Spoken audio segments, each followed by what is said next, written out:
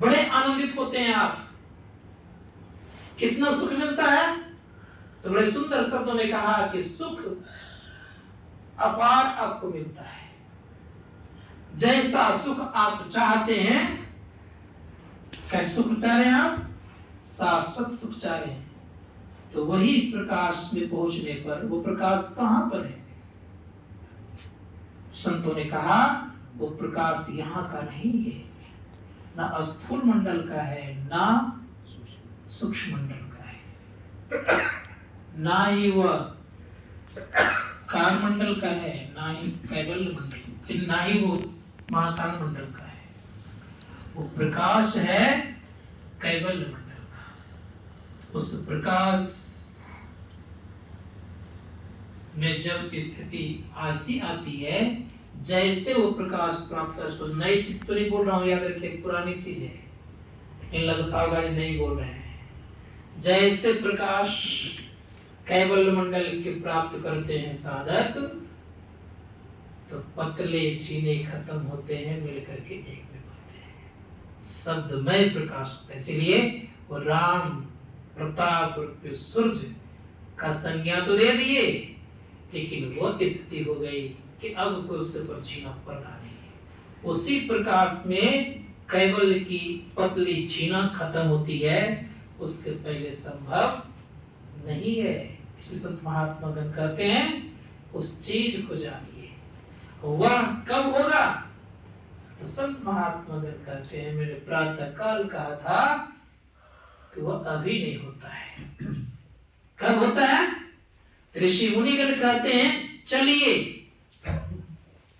चलिए, और इतना चलिए कि चलते चलते आपका यात्रा समाप्त हो जाए।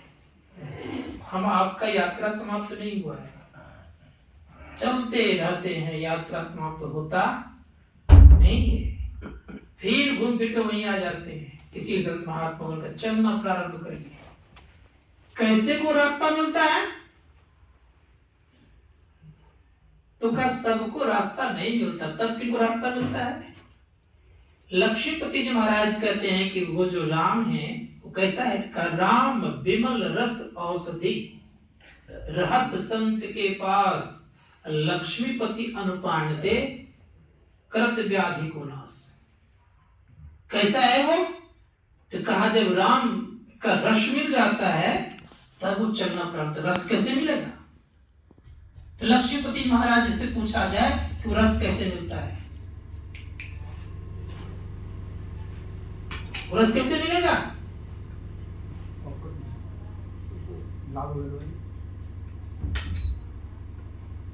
तो वह रस ऐसे नहीं मिलता है। तब रस कैसे मिलता है? उनसे पूछा जाए रस कैसे मिलता है।